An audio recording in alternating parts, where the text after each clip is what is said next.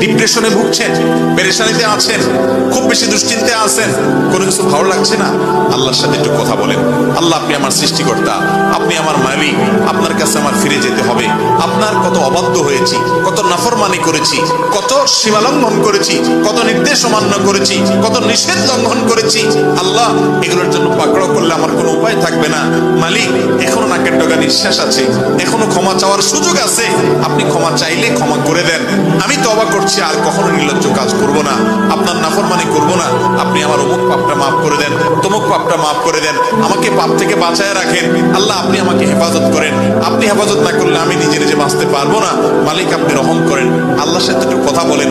আল্লাহর কসম, সালহাতুস সঙ্গে বুদি দিল খারাশ, আজমুদে এক জামানা খাকে বাস। পাথর হয়ে বহুদিন ছিলেন ভাই, একটু আল্লাহর সাথে কথা বলেন, চোখের পানি ফেলেন, দোয়া করেন। বিশেষ করে ভোর রাতের দোয়া, ভোর রাতের দোয়া, এটা গুলি মিস হলে মিস হয় না।